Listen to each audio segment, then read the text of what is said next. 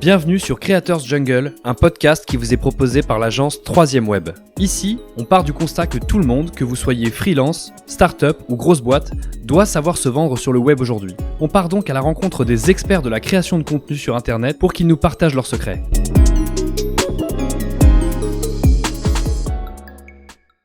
Salut Hugues, comment ça va ? Super, et toi ? Ça va super, merci beaucoup d'avoir accepté mon invitation. Je suis content, t'es le deuxième influenceur. Je sais pas si t'aimes qu'on t'appelle comme ça, mais pas du tout. Pas spécialement, mais plutôt créateur de contenu, tu vois, mais pas trop influenceur. Et surtout entrepreneur, parce que t'as toute une entreprise derrière qui existe. On va en parler autour de ça. Ce que j'aime bien, moi, pour commencer mes épisodes, toujours, c'est demander aux personnes de se présenter sans parler de leur vie pro. Très sympa de partager ce moment avec toi. Bah écoute, très rapidement, Hugues, 25 ans, breton, né à Rennes, parcours classique, école de commerce et comme tu as dit, entrepreneur direct à la sortie des études, quoi.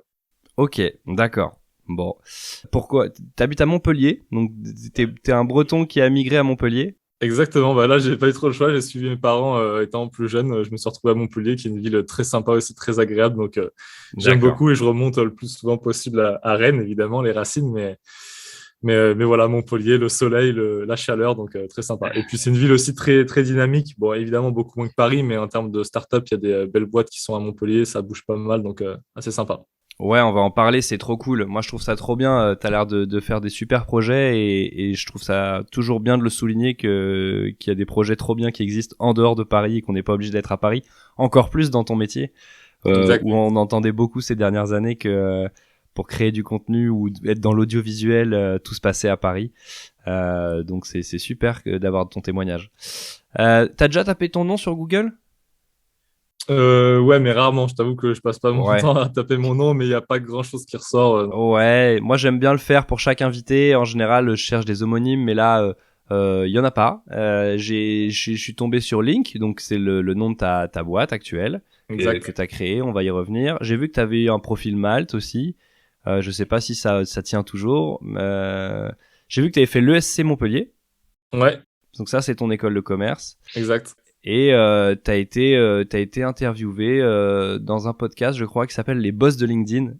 Ouais, avec Enzo. Ouais, donc t'as l'air d'être normalement une référence. Enfin, c'est pas t'as l'air, je le sais moi parce que je te suis un petit peu depuis un certain temps, mais donc t'as un bon background sur la production de contenu sur LinkedIn. Ouais, alors référent, je sais pas, il y en a plein qui sont très très chauds, mais j'essaye de produire pas mal de contenu sur LinkedIn. Et j'ai créé une agence aujourd'hui où on est 9, où on est spécialisé sur LinkedIn. Donc, on accompagne les boîtes, etc. Donc, c'est un peu notre cœur de métier. On fait que ça. Et moi, c'est mon réseau préféré. Donc, trop bien. Je me défends, mais il y en a qui sont bien plus forts que moi en termes de création de contenu et qui sont très, très bons. Ok. Bah, on va y revenir là-dessus. Comme je te disais en off, donc moi, j'articule l'épisode en 2 ou 3 parties. Là, on parle de ton parcours rapidement. T'es très jeune et t'as déjà un bon parcours, mais du coup on va quand même aller vite là-dessus parce que je pense que c'est hyper important de parler de Link aujourd'hui et de ce que ça crée comme valeur. Ensuite bah donc Link, et à la fin je te disais que j'essaierais de te challenger un peu sur quelques questions mais qui sont gentilles. J'ai vu que t'avais déjà dans ton parcours vendu une startup dans la food tech. Est-ce que tu peux me dire un peu rapidement ce que c'était ? Ouais, bah écoute, ça va suivre la chronologie. Donc moi, je fais une école de commerce Montpellier Business School, parcours assez classique, mon master en alternance. Donc là, je suis en salariat dans une startup qui a explosé depuis, qui s'appelle Use, qui est pas trop connue sur la scène, parce qu'ils font pas beaucoup de com, et puis c'est pas forcément un cœur de métier qui est hyper sexy, c'est de la démat de facture, donc c'est pas hyper sympa, mais qui a explosé. Moi, j'étais la 40e personne. Aujourd'hui, ils sont 400, je crois. Donc, c'est un truc de fou. Et le siège est à Émargues, entre Nîmes et Montpellier. Ok. En fait, si tu veux, Émargues, c'est un petit patelin, mais tu as le siège monde de Royal Canin, donc ils sont 6000. Tu as Eminence, tu as IT Soft Use, donc où je bossais, donc on était plus de 500, parce que tu as un autre groupe qui s'appelle IT Soft, qui est de la même famille, mais ils sont aussi pas mal. Donc, tu as beaucoup de salariés pour finalement une petite ville, peu de restos. Et donc, le midi, en gros, dans les restos, tu arrives, tu fais tout le temps la queue. Tu passes ta pause déj à faire la queue pour avoir une table ou pour retirer ta commande. Donc, c'est l'enfer. Et je m'étais dit, tiens, c'est pas possible que quand même on soit à l'époque 2019, peut-être quand l'idée est née, Et je me dis, c'est pas possible qu'en fait, on n'ait pas de digitalisation des zones rurales, quoi. On a en ville la livraison qui marche très bien, mais il faut qu'à la campagne, on arrive à implémenter un système de click and collect où tu as une application, tu peux commander en ligne, payer en ligne, et quand tu arrives, c'est prêt et tu passes pas ton temps à faire la queue, quoi. Et si tu veux commander à 8 h du mat, tu commandes à 8 h du mat pour aller chercher ta commande à 12h30, quoi. Donc, je propose l'idée à un pote qui en fait est devenu mon associé. On monte ça, la marketplace, le Covid passe par là, le click and collect explose, donc on a un bon vent dans le dos. Nos débuts sont archi prometteurs, ça se passe plutôt bien. Je commence du coup à ce moment-là sur LinkedIn à pas mal communiquer. Pareil, ça se passe bien, on passe dans les médias un peu partout. Enfin, c'était un peu idyllique. Après, seconde vague de confinement, celle-là qui fait plus mal parce que le midi, les salariés sont en télétravail et le soir, on a un couvre-feu à 17 h. Donc là, tu n'as pas grand monde qui utilise du click and collect parce que tu ne vas pas retirer ta commande à 16 h 30. Donc là, on a un petit coup de mou. Moi, je continue de quand même communiquer, d'accentuer sur LinkedIn. Et là, je vois qu'on a de plus en plus de résultats. Je commence à faire des conférences dans les écoles, des interventions d'incubateurs et même accompagner des boîtes sur de la formation LinkedIn. Je m'éclate et tout, je prends mon pied. Donc, je commence là où je fais ce fameux profil freelance sur Malte à l'époque pour récupérer des leads. Je récupère pas mal de leads aussi. À l'époque, je proposais aussi une partie growth hacking que j'ai depuis délaissé parce que je me suis concentré sur la full création de contenu. Foodr, en attendant, ça vivotait parce qu'il se passait vraiment plus rien. Nous, dans notre métier, tu avais beau faire quoi que ce soit, il n'y avait pas grand-chose à faire. Et quand le confinement est levé, donc là, ça repart de plus belle. Sauf que moi, à côté, mon activité, entre guillemets, de freelance se développe à fond. Je m'éclate là-dedans. Je me verse un salaire et tout, donc c'était cool parce que pour un entrepreneur, c'est un peu la clé quand même de pouvoir se rémunérer à un moment donné. Alors que sur Foodr, même si on a des bons débuts, ce n'était pas le cas parce qu'on est sur une dynamique marketplace. Donc, dès que tu as une marketplace, il faut énormément de volume pour se rémunérer. De toute façon, c'était 2 business models différents. Et là, en gros, de toute façon, le retour que j'avais pu livrer un petit peu sur les réseaux, c'était qu'il n'y avait pas spécialement cette notion de, moi, ce que j'appelle people market fit. En gros, tu peux créer un projet, tu peux être porté par l'entrepreneuriat, ta vision, ton produit, etc. Mais à un moment donné, nous, notre cible, c'était les restaurateurs. J'accroche pas du tout avec la restauration, je viens pas de ce milieu. Les restaurateurs sont très loin du digital. Il y avait un gros choc technologique. Et en fait, j'avais pas envie, enfin, j'étais plus habité par évoluer au quotidien dans ce milieu. Donc, on savait que ça allait, entre guillemets, la vision n'était plus forcément viable. Donc, en gros, là, on a pu revendre un exit. Donc, c'est plus symbolique qu'autre chose. On s'est pas mis du tout au chaud avec ça. Mais c'est pour l'histoire. Donc, c'est plutôt cool de se dire, bon, on a quand même bossé 1 an et demi. On a pu revendre le bébé. Il continue de vivre aujourd'hui au niveau des racheteurs sur un plus gros groupe montpelliérain. Donc, assez cool. Et là, je me mets à fond dans LinkedIn. Je me lance en même temps sur les autres réseaux. Et en fait, ça marche bien. Je signe des bons clients. Je commence à recruter 1 personne, 2 personnes. On tourne ça en agence. Et aujourd'hui, on est 9. J'ai un associé aussi. Et après, l'histoire, elle est belle. Puis je me suis lancé sur les autres réseaux qui ont aussi explosé là en 1 an, quoi. Ouais, alors on va y revenir. Tu devances mes questions, mais c'est normal. Donc déjà, revendre une startup, même si c'est pas un exit signifiant, comme t'as dit, j'imagine que ça crédibilise quand même. C'est cool quand tu veux remonter une startup derrière, avoir la confiance d'associés. Ouais, c'est cool. Link, vous êtes bootstrap, vous êtes ouais, il y a pas de fonds derrière, vous avez pas de levée de fonds, ok, trop bien. Mais ce qui m'a intéressé, moi, enfin ce qui m'a marqué quand j'ai parcouru un peu ton profil LinkedIn, c'est que ça allait très très vite. En fait, t'es diplômé en quelle année? 2020, moi, ça fait 1 an et demi que je suis lancé là dans l'entrepreneuriat. Et est-ce que t'as toujours voulu être entrepreneur? Ouais. Bon, par contre, ça fait des années, depuis que je suis tout petit, que je fais des petites bidouilles. Après, j'ai donc des bidouilles de primaire, quoi. Quand j'étais au primaire, je faisais des brocantes. Mes parents me disaient, c'était marrant, vu que tu allais sur les stands à côté acheter des cartes Pokémon et tu venais les revendre plus cher sur le stand. Enfin, toujours eu un peu ce mindset entrepreneur parce qu'en fait, je suis baigné là-dedans. Mon père entrepreneur, ma mère aussi, finalement, à un autre niveau, mais aussi, j'ai un tonton qui a vendu une boîte de PTP, etc. Donc, j'ai toujours été habité par ça. Donc, ça va un petit peu avec aussi, on y viendra plus tard ce que je partage sur les réseaux, mais cette notion d'investissement, de financement autre que les investissements classiques type livret A et tout. Enfin bref, moi, je ne suis pas du tout là-dedans et donc j'ai créé une audience autour de tout ça. Donc, en fait, depuis tout petit, après au lycée, j'achetais des cigarettes électroniques et je les revendais au lycée. Donc, pas très légal et tout, mais on était déjà en train de faire des petits trucs comme ça. J'allais chez Métro, j'achetais en gros des canettes, des barres chocolatées, enfin, tu sais, Twix, Mars, Snickers et je revendais à l'unité à la pause. Donc, c'était assez marrant. Et après, aux études supérieures, j'ai monté une première boîte qui s'appelait Cluster. Enfin, j'ai du mal à le dire maintenant, ça va vite passer. Mais en gros, spécialisé dans le gaming, où là, j'étais un gros joueur de jeux vidéo aussi. à l'époque, il y a de plus en plus d'événements physiques qui se créent, des Ouais. LAN, etc. Donc, les équipes ont des sponsors et elles ont besoin d'avoir des maillots. Et je m'étais spécialisé en gros dans le textile gaming pour leur faire des maillots, etc. Parce que pendant mon année de césure, j'étais allé en Australie, j'avais rencontré pas mal de partenaires chinois, indiens et tout qui étaient là-dedans. Et en gros, bah, j'avais fait des designs, je faisais importer des échantillons, je validais les modèles, donc je m'étais lancé là-dedans. Je Trop l'ai bien. arrêté parce que j'étais en alternance, ça me demandait énormément de taf et je m'étais vraiment focus pour me dire je finis mon diplôme, j'essaie de faire mes preuves dans mon alternance. Et à cette époque-là, je m'étais associé avec un pote et ça marchait pas. Donc on avait des devis, on les signait des devis, on faisait rentrer de l'argent, mais on se prenait la tête tout le temps et on n'était pas d'accord sur ce qui devait faire quoi. Donc bah, ça a un peu périclité, mais c'est ma vraie première boîte où vraiment je gagnais de l'argent. Et après, je fais Bien. du. Pardon? Non, je dis trop bien. L'expérience déjà directe de voir ce qui peut marcher avec un associé et ne pas Ouais, fonctionner, ouais, ça a dû te totalement. faire mûrir vite. Totalement, ouais. Après, tu vois, je fais les parcours classiques, dropshipping, drop servicing, tous les trucs un peu de bidouille internet, marketing de réseau et tout. Donc, pas spécialement probant, je gagne quelques milliers d'euros par-ci par-là.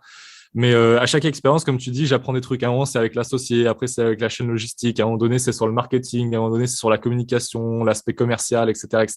Et je savais que mis bout à bout, à un moment donné, j'allais aboutir sur un projet qui allait être structuré, ambitieux et que ça allait prendre parce que j'avais plein de compétences. Donc, Fooder, c'est un peu l'aboutissement, mais pas dans le bon domaine, tu vois. Hmm. Et après, du coup, ça part sur Link où là, je mets tout en symbiose et ça prend et il y a un truc qui se crée. Et là, aujourd'hui, ça marche plutôt bien, quoi. Trop bien. Et alors, Use, tu deviens ton expérience de sales, donc commercial, pour ceux qui comprendraient pas. Ça t'a apporté quelque chose pour toi? Ouais, incroyable. Ça m'a totalement changé. En fait, depuis tout petit, j'ai confiance en moi.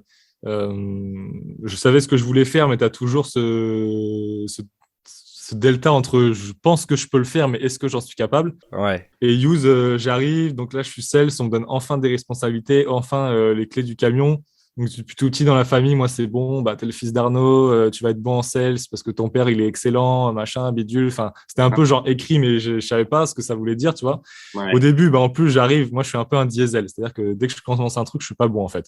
Je suis Ouais. même plutôt le plus nul. C'est-à-dire que, Pareil. tu vois, j'arrive, on a 3 semaines dans la boîte pour se roder, pour faire en gros la démo du produit au manager. Moi, dans toute l'histoire de la boîte, j'étais le seul à être recalé. En mode genre, Hugues, franchement, c'est la cata, faut que tu rebûches ton sujet, quoi. C'est nul, c'est Ouais. nul. Donc là, gros coup dur, mais je suis plutôt un travailleur. Et donc, du coup, je bosse mon truc, donc je remonte, je me fais valider, je commence à prendre mon portefeuille client, je fais mes petits trucs et tout. Et en fait, je quitte à la fin ma dernière année, j'ai le plus petit portefeuille client parce que j'étais en alternance évidemment, donc ils ne pouvaient pas me confier non plus les plus gros portefeuilles. Donc en alternance, donc je suis pas là une semaine par mois, j'ai le plus petit portefeuille et je crois que je finis troisième meilleur vendeur de la boîte sur 10 sales. Donc vraiment une belle perf. Trop bien. Et en fait, au-delà de cette stat-là, c'est surtout que je m'éclate et je me révèle à moi-même et je me dis, OK, je suis capable de faire des trucs. Je valide une méthode de travail, je, me- je, je valide des choses en moi qui me font vraiment prendre confiance mais Ok. réellement, qui m'affirme sur la scène, on va dire, professionnelle, où je me dis, ça y est, je passe du petit garçon avec des convictions à faire des petites bidouilles, je sais ce que je suis capable de faire. Et là, en gros, cette expérience me donne vraiment les clés pour me lancer euh, dans l'entrepreneuriat en confiance, quoi. Et me dire, je vais y arriver, j'ai confiance en moi, je sais que je peux faire un truc, quoi.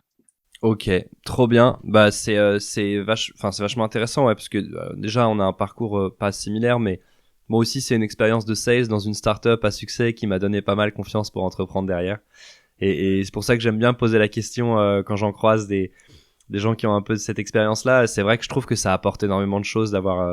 C'est un métier hyper complet qui touche à tout, qui t'apprend pas seulement à négocier, mais aussi à voilà à prendre confiance en toi, la concurrence, parce que t'as de la concurrence interne Ouais. et l'utiliser comme un levier et non pas comme un frein, quoi.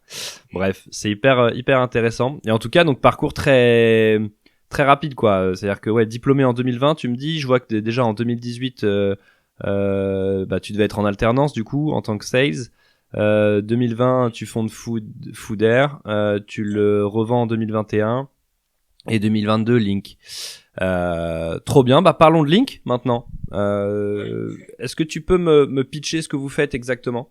Ouais, bah nous, en gros, très rapidement, on est une agence de com spécialisée sur LinkedIn, donc avec deux pôles. Un pôle campagne d'influence, donc là, assez classique, où on accompagne les marques à rayonner sur LinkedIn à travers des leaders d'opinion.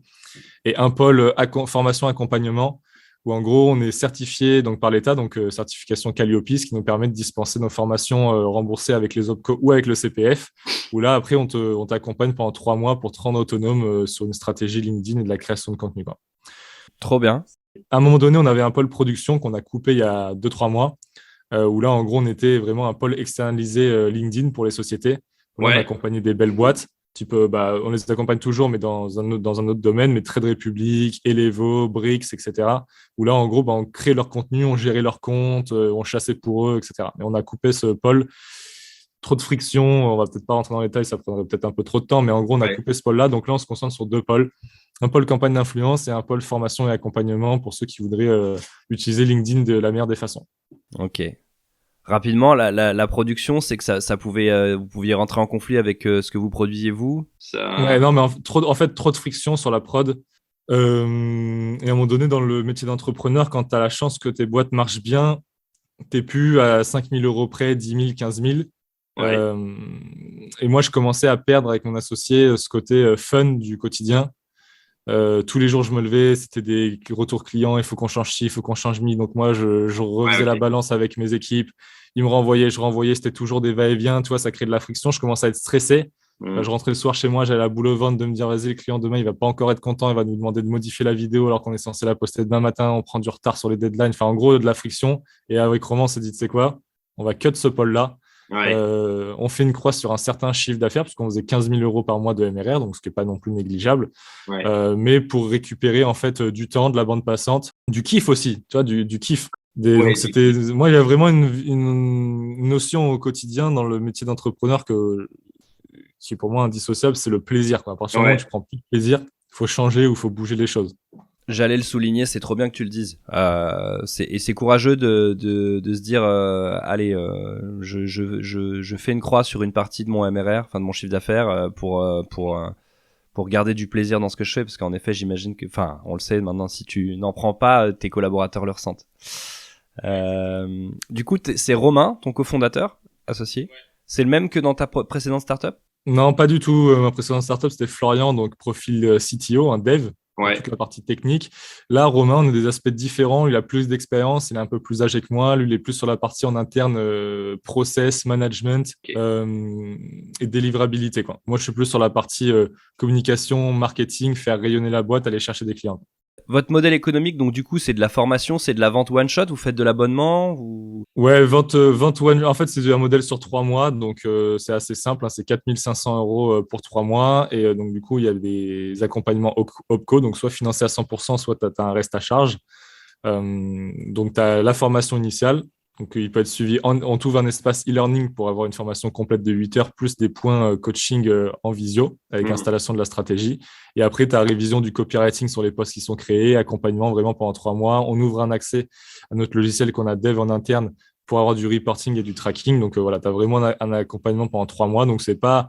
Tu n'as pas une vraie vision MRR, c'est plutôt du one-shot, un pack à 4 500 sur 3 mois. Et à côté, les campagnes d'influence, bon, voilà, c'est des budgets assez variables, où on prend, en gros, ce qui se fait dans les agences de com, c'est 25 à 30% du budget campagne. Donc, par exemple, très simple, tu as 10 000 euros, on va prendre 3 000 euros pour gérer la campagne. Ok, d'accord. Et j'imagine, bah toi, tu produis du contenu, t'as une grosse communauté, on va y revenir sur différents réseaux.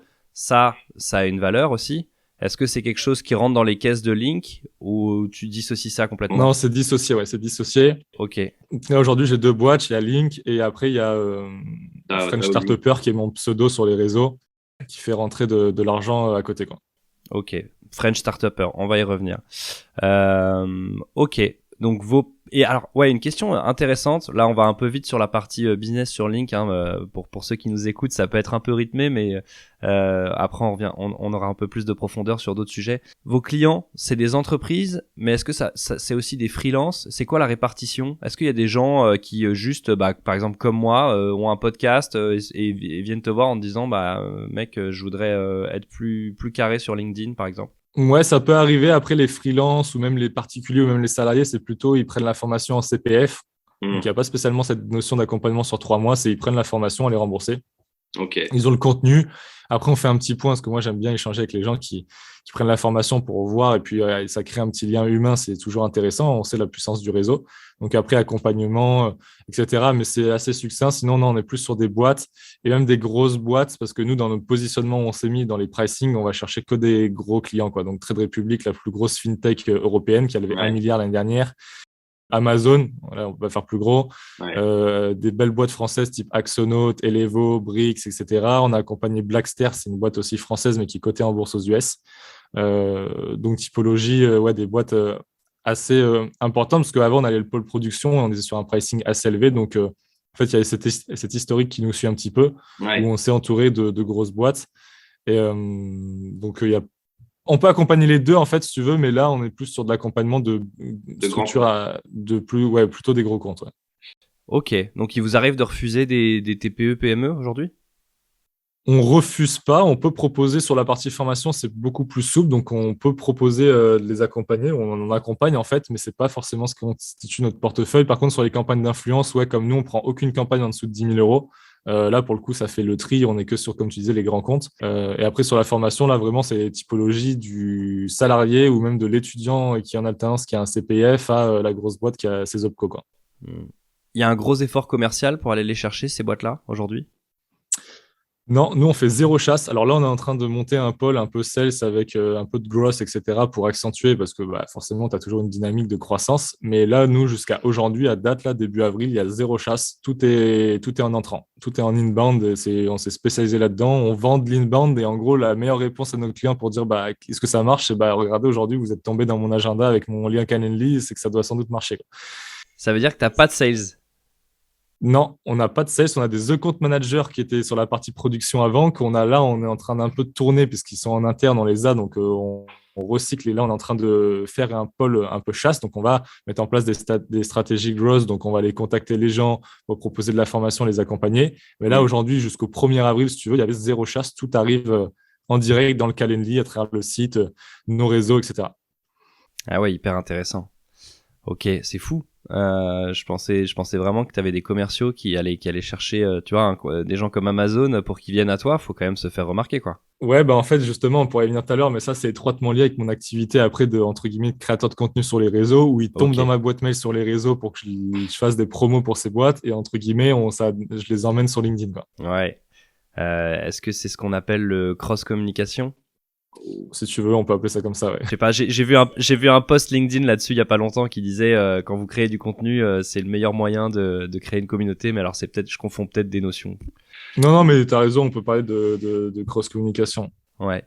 Ok, hyper intéressant. Donc la partie Link, donc c'est une boîte qui va bien. Vous communiquez sur vos chiffres ou pas du tout? Ouais, là on est sur deux. Oui, c'est une boîte qui va bien. Après, nous, on n'a pas l'ambition de faire une multinationale parce qu'avec mon associé, du coup, on a chacun des boîtes à côté qui sont beaucoup plus scalables. Donc là, nous, on est sur un modèle agence de province. On garde du kiff, du fun et c'est un peu ce que j'appelle street cred, donc notre crédibilité, notre pilier central de nos activités. Donc l'idée, c'est un peu de la faire végéter. Ouais. Toujours avec une certaine croissance, mais on ne veut pas aller faire des dingueries non plus. Donc là, on est sur 200K, puisqu'on a coupé un pôle à peu près à 200K aussi. Donc là, on est sur une projection à 200K de ARR, donc de chiffre d'affaires annuel. Ce n'est pas incroyable. Mais ça vous suffit. Ça nous suffit, Parce que vous voulez pas que le projet soit trop chronophage, si je comprends bien, pour gérer chacun vos boîtes à côté. Exactement, parce que sur un modèle agence, qui dit agence, c'est quand même du temps homme. Hein. Donc, même si la formation, tu as quand même cette notion de e-learning, etc., il faut quand même accompagner, il faut que tu aies des account managers qui soient auprès des clients, des campagnes d'influence, on ne se rend pas compte, mais ça prend un temps de ouf. Moi, sur des campagnes d'influence, en plus, ma partie, c'est mon pôle. C'est moi qui les gère avec mes collaborateurs. Franchement, en termes, je peux gagner beaucoup plus d'argent. Après, si tu veux, je pourrais te dévoiler les chiffres sur ce que je peux faire en influence ou même sur d'autres boîtes que je suis en train de lancer. Mais je fais des campagnes d'influence parce que ça m'excite d'accompagner des boîtes, de les faire rayonner. Il y a aussi cette dimension de plaisir dans le travail. En termes de rentabilité pure, c'est pas incroyable. C'est pas incroyable. Okay. Là, c'est plus ce que j'aime dans la vision agence, c'est avoir un pilier central de tout mon écosystème, un business qui est périn, tu vois, où ça tourne sur la longueur, tu vois, tu as toujours cette roue de secours qui est là, avec des collaborateurs, nos bureaux, ça crée une dynamique, c'est cool. Une émulation. Et puis même, moi, je suis un entrepreneur, donc j'aime bien essayer de créer des vrais projets, parce que ce statut créateur de contenu, il est très cool, mais j'ai l'impression que c'est pas réellement de l'entrepreneuriat pur et dur.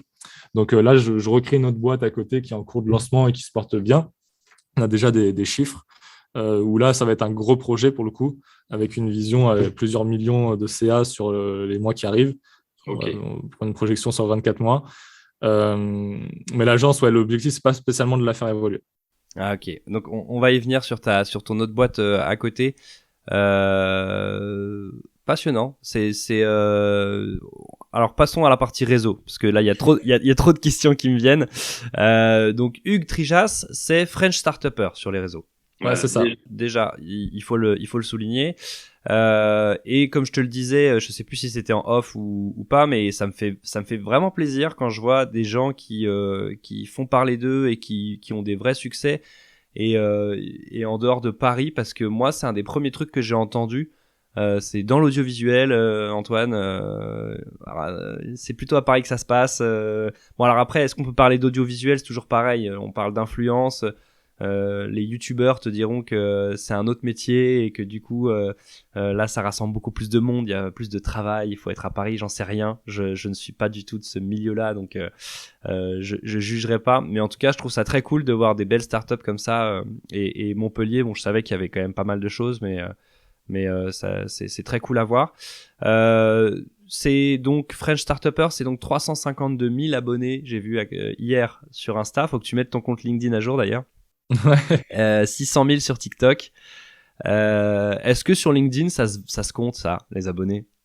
Il y en a qui comptent, moi je compte pas. Alors c'est peut-être biaisé parce que forcément sur les autres réseaux on parle de centaines de milliers voire millions, parce qu'en fait sur TikTok, Insta, Facebook, YouTube et Pinterest j'ai plus d'1,2 million d'abonnés. Donc quand tu mets LinkedIn 18 000 abonnés, ça pèse pas beaucoup, mais pourtant en fait ces 18 000 abonnés LinkedIn me rapportent énormément de business comparé au reste. Donc je le compte pas forcément, mais oui, ça a un impact LinkedIn hyper puissant, quoi. C'est une question intéressante. Moi, LinkedIn, je m'étais noté ça. J'ai l'impression que ça devient un peu le bordel sur LinkedIn en termes d'ajout. Avant, tu sais, c'était un réseau où on ajoutait que les gens qu'on connaissait. Le bordel dans le sens positif du terme, hein. Et donc, t'avais ton petit réseau pro fermé. Aujourd'hui, tout le monde s'accepte parce qu'en fait, j'ai l'impression que les gens ont compris la valeur du réseau et que c'est un réseau de niche parce que c'est un réseau pro. J'en viens à me demander, moi, s'il n'y a pas des gens qui ont des bots qui acceptent automatiquement. Est-ce que tu as déjà entendu parler de ça? Alors sur de l'acceptation automatique, je sais pas, mais sur de la demande de contact, en gros, pour ajouter des gens à son réseau, oui, il y a des bots qui existent. Ouais, ça, ouais, ok. Tu prédis quoi comme avenir à LinkedIn? Moi, j'ai l'impression que c'est un réseau qui peut pas crever. Tu vois, on voit Facebook qui s'essouffle un petit peu parfois, en tout cas, qui doit se renouveler. Et comme je te disais, comme il est niché, LinkedIn, dans un monde où tout le monde est obligé de passer par là pour se vendre, que ce soit créer des relations business, quoi, que ce soit faire son réseau pour un freelance, une entreprise ou quoi, j'ai l'impression que LinkedIn a encore un très très bel avenir devant lui. Ah ouais, pour moi, il y a zéro concurrence à LinkedIn. Donc, dans son domaine, c'est l'indétrônable. Donc, je le vois pas mourir. Après, évidemment, en fonction des tendances, des fois, c'est des sondages qui sont plus mis en avant. Des fois, ça va être de la vidéo, du texte. Donc, à l'intérieur de LinkedIn, il y a quelques notions qui changent. Mais sur l'avenir de LinkedIn, sur le long terme, moi, je vois le truc se renforcer. Ils ont une croissance de dingue. Il y a de plus en plus de monde qui comprend la puissance de LinkedIn, qui vient, qui crée du contenu. Donc, ça, c'est vraiment essentiel. Tu peux contacter tout le monde. C'est la plus grosse base de données du monde à ciel ouvert, quoi. Ouais. Donc, tu peux faire ce que tu veux. Donc, c'est super intéressant. Donc, moi, je les vois vraiment perdurer. Après avoir il faut c'est pareil comme chaque boîte, hein, faut qu'ils trouvent des nouveautés, qu'ils amènent un vent nouveau. Donc, ils essayent. Là, je vois qu'ils ont créé un LinkedIn Creator Academy. Donc, je sais pas ce qu'ils vont nous sortir. Est-ce qu'ils vont rémunérer les créateurs comme sur d'autres réseaux? Est-ce qu'il y aura une notion de créateur sur LinkedIn? Je sais pas du tout. On voit qu'ils suivent le truc. Il y a des mises à jour quand même régulières. Là, j'ai vu les stories. Les stories, oui, si. Tu peux mettre une story sur ton profil. Ouais, il y avait les stories à un moment, comme sur les réseaux plus classiques, mais ils les ont enlevés. Là, maintenant, oui, tu as la vidéo de profil. Quand tu viens sur ton profil, tu peux faire une vidéo de 30 secondes pour te présenter. Ouais. Ils font des petites innovations. C'est pas game changer non plus, mais c'est intéressant. Mais en tout cas, le réseau, hyper pertinent et hyper puissant, quoi.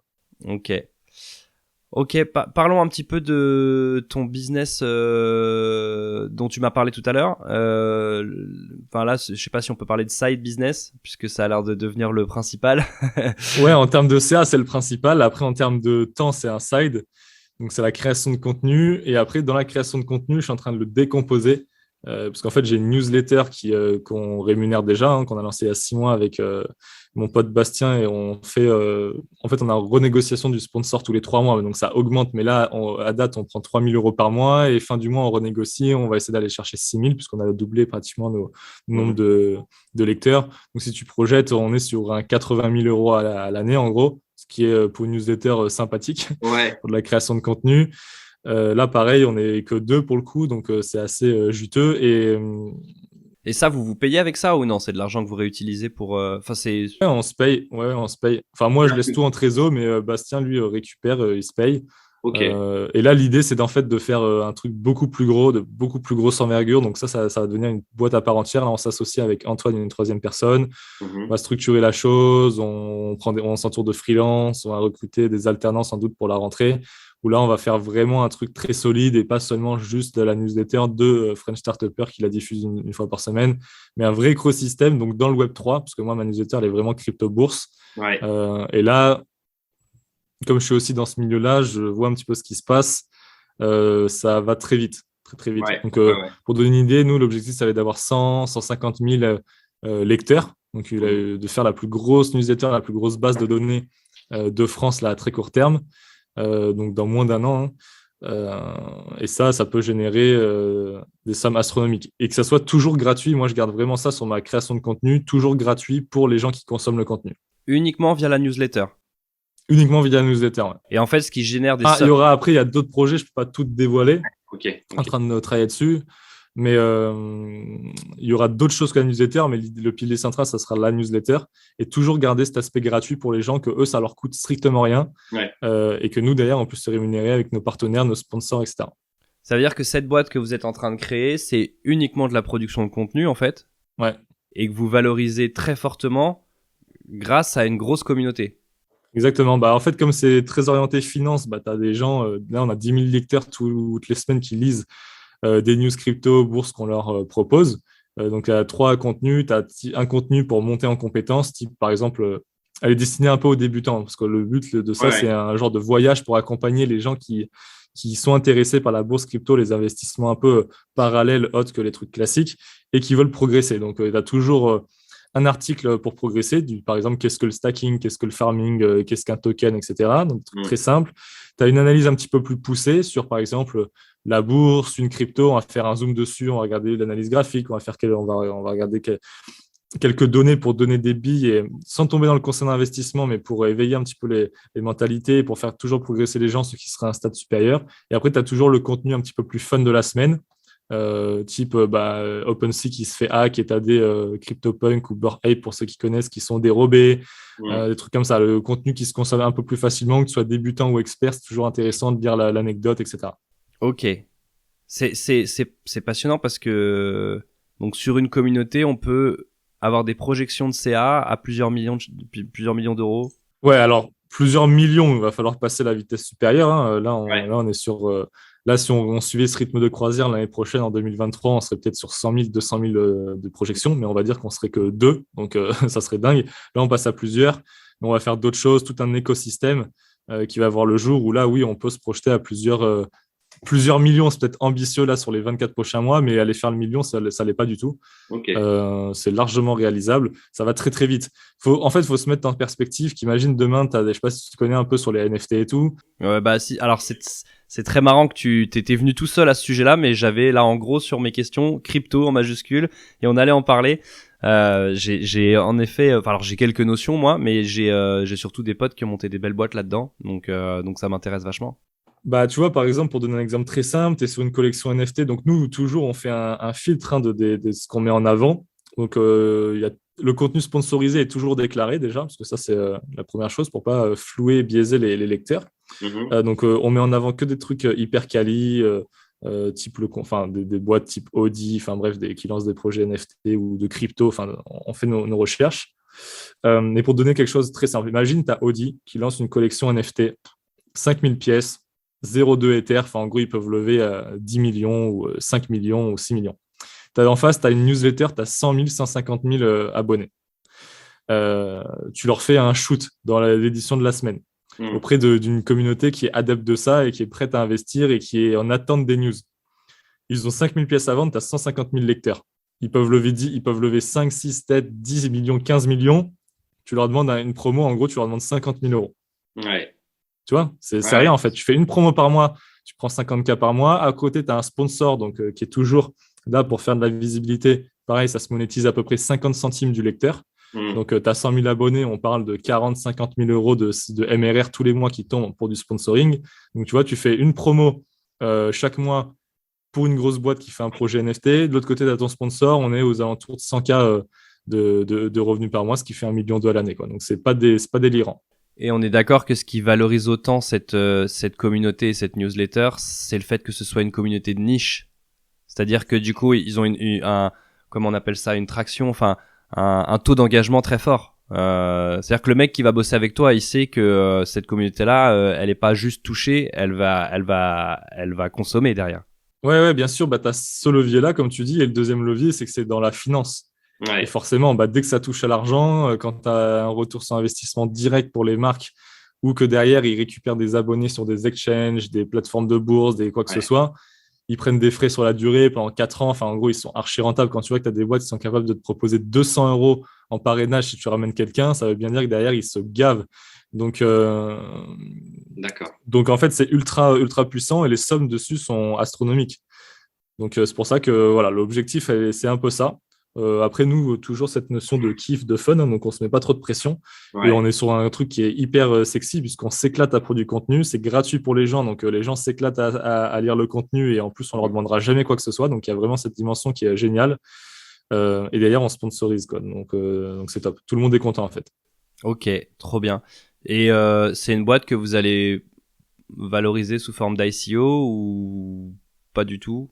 Ouais, à terme, l'idée, comme on est dans les cryptos, NFT, ça serait d'essayer de faire un système de tokens pour que les gens, en gros, ils puissent participer au projet ou tout simplement qu'on puisse faire des airdrops et leur en délivrer, qu'ils puissent stacker et qu'on ouvre par exemple, qu'on se dise 10% de nos revenus, en fait, parce que vous nous suivez et parce que vous êtes là et que vous êtes une communauté active et qu'on gagne de l'argent grâce à vous, en gros, 10% de ce qu'on gagne ou 15%, on vous le rétrocède en reward. Enfin, tu vois, tu connais en termes de stacking, de rendement. Après, là, pour généraliser, si des gens écoutent, c'est un petit peu plus complexe, mais en gros, qu'on pourrait rétribuer à la communauté comme du rendement, c'est une idée. Bon, là, évidemment, là, on se projette un peu plus loin, mais sur la roadmap, c'est au programme. Si ça se passe comme prévu, qu'on a plus de fonds, qu'on arrive à faire le truc qu'on a envie de faire, ça serait l'idée de faire un système comme ça. J'ai l'impression que quand tu lances un business dans le Web3 aujourd'hui, la communauté, c'est un truc inévitable. C'est super important. Ouais. Ouais, j'ai l'impression qu'aujourd'hui, en fait, il faut être capable de construire une communauté si tu crées une entreprise parce que tout se passe sur le digital. Enfin, je sais pas, tu confirmes ça, j'imagine? Ouais, bien sûr, super important. Après, là, on serait plus quand même sur une notion entreprise un peu classique, c'est-à-dire avec des vrais revenus, etc. Mais ce que tu dis, c'est très juste pour un projet NFT, pour des cryptos qui se lancent, tu es obligé d'avoir une communauté. Et à un moment donné, c'est l'effet de levier, c'est ce qui crée la hype, c'est ce qui crée qu'on va faire parler de cette crypto, parler de ce projet, parler de cette collection. Et tu es obligé d'avoir une dimension communautaire pour que ça fasse du bruit, pour attirer des nouvelles personnes dans le projet. C'est différent des boîtes classiques, mais comme tu dis, la communauté, c'est inévitable. Ouais. Et alors, une autre question, je pars sur les NFT rapidement, mais t'as donné un exemple tout à l'heure qui est assez intéressant. Tu dis si Audi, par exemple, sort une collection de NFT. Donc là, tu parlais de NFT sur la partie artistique, j'imagine. Ouais, ouais, artistique, après, ou utilitaire. Hein. Moi, je suis pas ultra fan des NFT artistiques. Pour l'instant, j'y vois pas réellement d'intérêt. Enfin, je sais potentiellement les intérêts qu'ils pourraient avoir dans la métaverse et tout, mais pour l'instant, très peu de collections qui réellement beaucoup dans les NFT. Il faut savoir que moi, mon point de vue, c'est qu'il y a 95% de bullshit. Hein. Donc, de mecs qui surfent un peu sur la tendance. On est tous d'accord pour là-dessus. Mais après, tu as 5% de collections, si tu as de l'utilité et tout. Moi, j'aime bien les NFT avec utilité.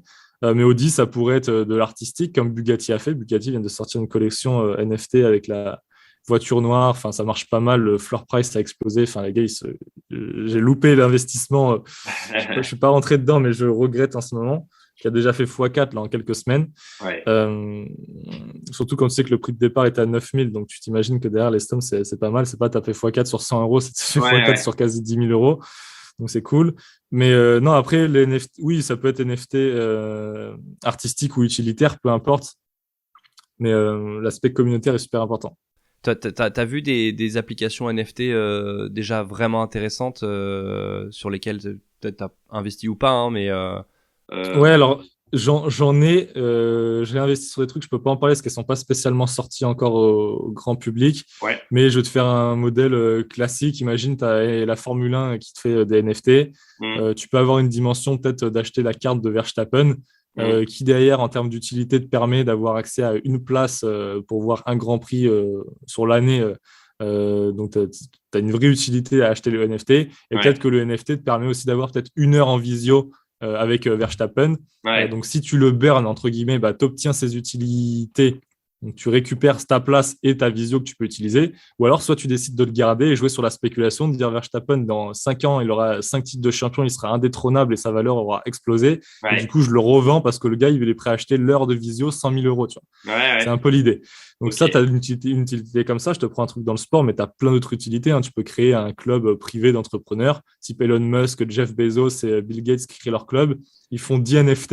Et en gros, bah, pour avoir des meetings avec eux et pour leur demander des conseils, il faut avoir un NFT. Et là, ils peuvent très bien se dire, on n'en fait que 10. Le truc, on le met à 1 million d'euros de base. Et en plus, à chaque fois, sur chaque vente, bah, nous, on récupère dans le smart contract 5% de la vente, ce qui fait que ça leur fait des rendements en plus. Enfin, il y a plein d'idées, tu vois.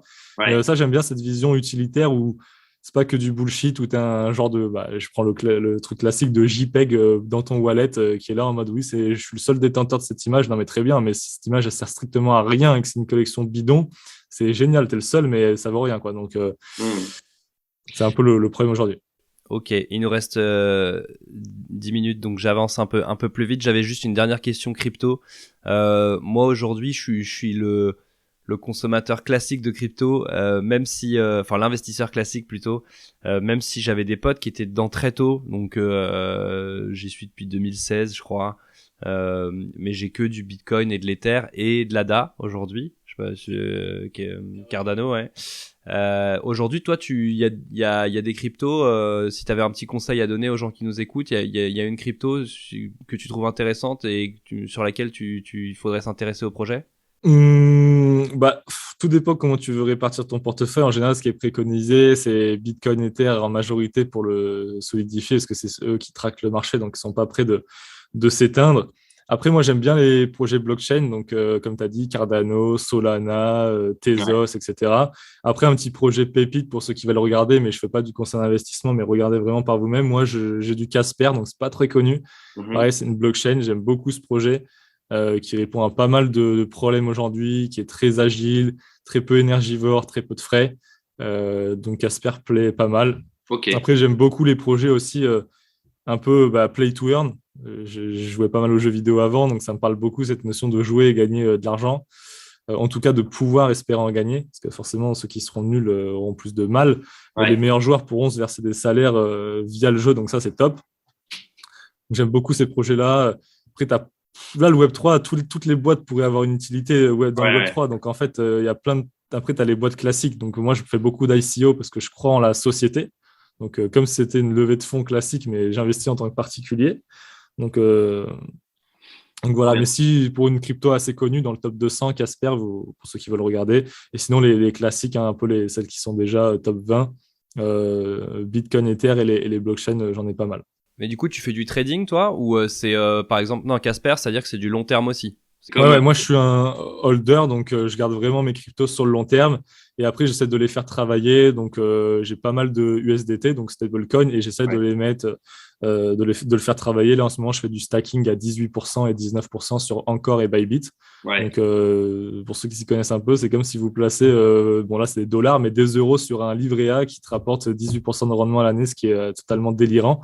Ça va pas durer éternellement, mais comme tout le temps ça bouge et que tu as des protocoles qui font des offres ponctuelles, en gros, mes fonds sont tout le temps en mouvement et j'essaie d'aller chercher les meilleurs rendements tout le temps. Quoi. Ok, super intéressant. Merci pour ces petites réponses.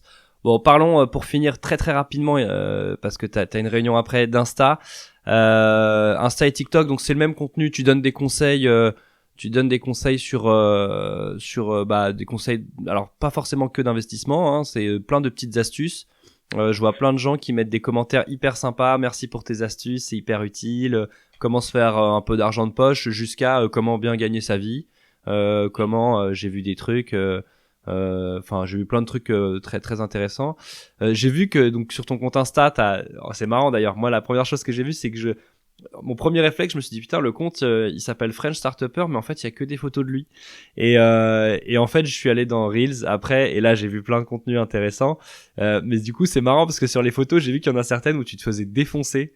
Il y a des mecs, bon, on sait ce que c'est que les haters sur les réseaux, mais il y a des mecs qui viennent mettre des commentaires bien méchants parfois. Comment tu gères ça? Est-ce que c'est un truc parce que ça fait que 1 an que t'es là-dessus, non? Ça va vraiment. Ouais, ça fait qu'1 an. Au début, je le gérais très mal. J'avais beaucoup de mal parce que quand tu crées du contenu comme ça, gratuit, tu fais ça dans une optique aussi de se dire, je vais essayer de faire des trucs qui peuvent aider les gens, où je suis content de montrer un service, mais en plus totalement gratuit. Hein, même pas, là, on parle même pas de rémunération, quoi que ce soit. Hein. C'est vraiment créer du contenu pour te donner des tips gratuitement. Quand tu te fais défoncer, tu as envie de dire aux gens, mais écoute, moi je fais ça sur mon temps, je fais ça gratuitement. Tu prends, t'aimes bien, tant mieux. T'aimes pas, tu sais quoi, casse-toi. T'as pas besoin de m'incendier en fait. Je suis Ouais. pas.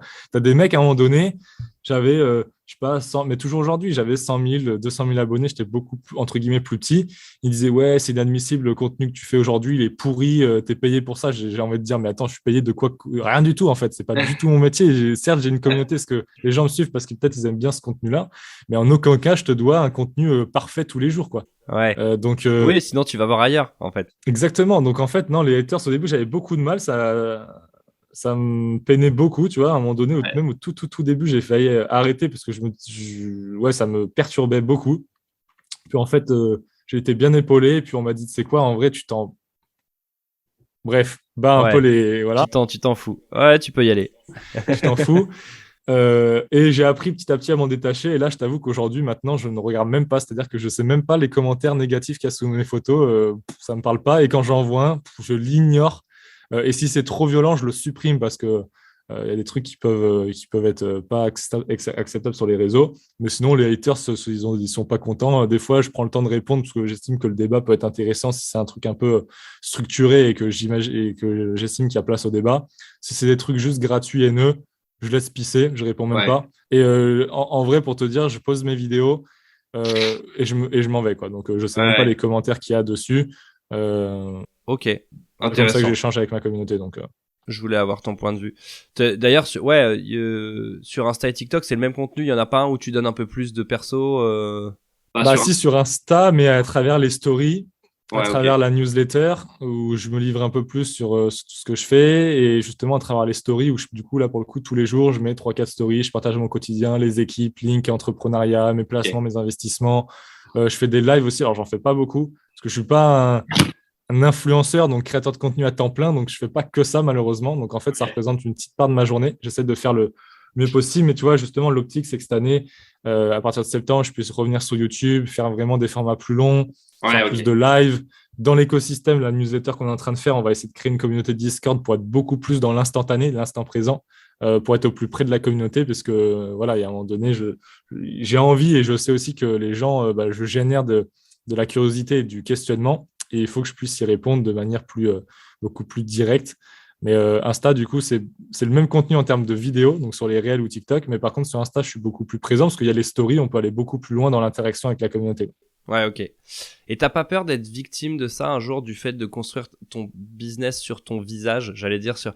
Enfin, ta marque, c'est toi aujourd'hui. Bon, même si Link, c'est pas vrai. On voit que vous avez réussi à vendre une équipe et un service.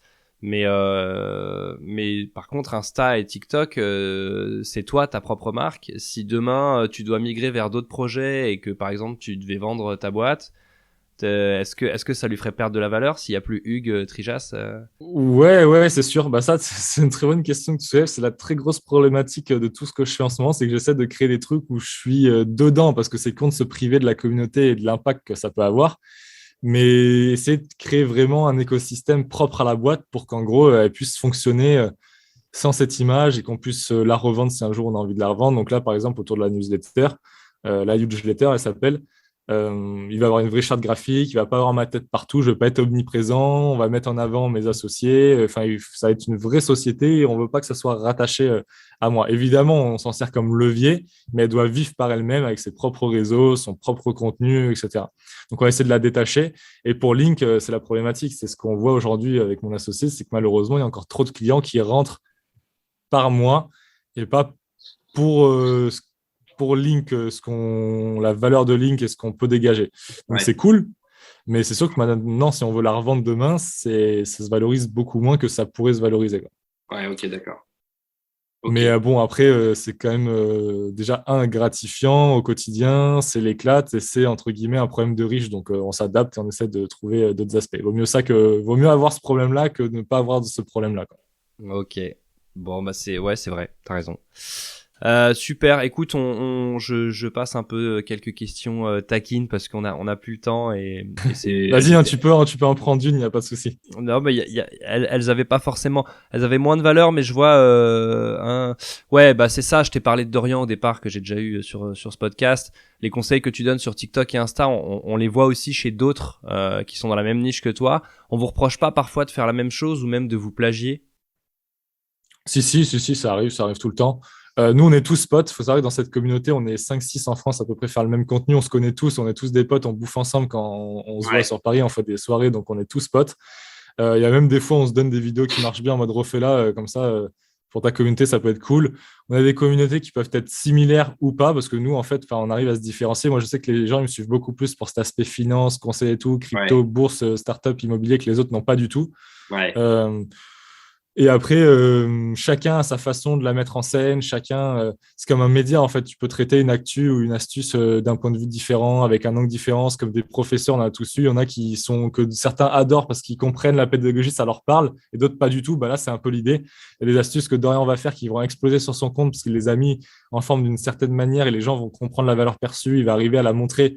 Peut-être que moi, je vais l'avoir fait, j'ai pas réussi et vice-versa. Donc, nous, en fait, entre nous, ça gêne pas du tout. Si après les gens ils se disent ouais vous copiez et tout, bah ouais des fois on se copie, mais il y a aucune gêne entre nous, il n'y a pas de stress et l'idée c'est qu'en gros vous puissiez avoir du contenu gratuit le plus pertinent possible.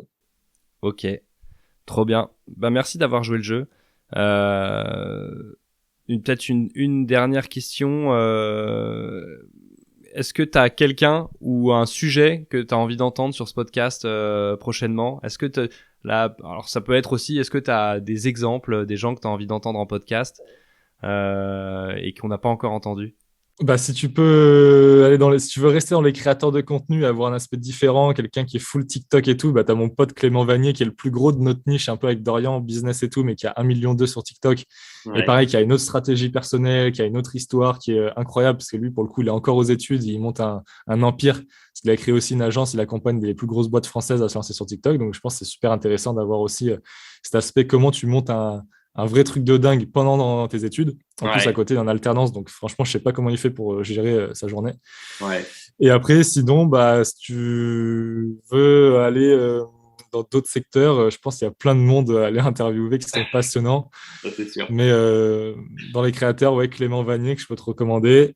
Ok. Il y a des gens qui t'inspirent aujourd'hui? T'as des mentors ou quelqu'un une référence dans le business? J'en ai plein, mais j'en ai pas une plus qu'une autre. Mais il y en a plein que j'adore pour X ou Y raison. Tu as les méga stars type Elon Musk et compagnie que j'admire. Après, en France, j'aime beaucoup en plus quelqu'un qui est devenu une connaissance, un copain, j'ai envie de dire un copain. Après, dans sa bouche, ça serait pas ce mot-là, mais j'aime beaucoup Guillaume Moubèche de l'Emlist. Ah ouais, bien sûr, ouais. Si tu peux l'interviewer, c'est top. Moi, franchement, j'ai écouté énormément de podcasts, je me suis beaucoup inspiré, j'adore son mindset et ce qu'il fait. Donc, Guillaume en France m'inspire beaucoup. J'adore ce qu'il a fait, lui, c'est énorme. L'impact de la création de contenu qu'il s'est eu pour sa boîte. Donc voilà, tu as Clément Vanier sur la création de contenu, Guillaume, si tu arrives à l'avoir, pour l'aspect vraiment là, pour le coup, créer une boîte de dingue. Parce que là, au final, aujourd'hui, moi, en tant qu'entrepreneur, j'ai pas fait grand-chose finalement, j'ai pas accompli grand-chose. Et Guillaume, lui, pour le coup, on peut dire qu'il a accompli des trucs de fou, donc ça, c'est hyper stylé. Ouais, il est demandé, Guillaume. Mais ouais, je vais l'avoir, t'inquiète. Bon, et écoute, merci infiniment pour ce temps, c'était hyper intéressant. Je te laisse partir en réunion. Voilà. Bon courage pour la suite. Qu'est-ce qu'on peut te souhaiter pour la suite? Que la santé avant tout, l'éclate au quotidien, ça c'est le plus important, puis que tout continue à grossir et que tout le monde s'éclate. Ouais, trop bien. Et super, merci beaucoup et du coup à très vite Hugues. Salut Antoine, à la prochaine.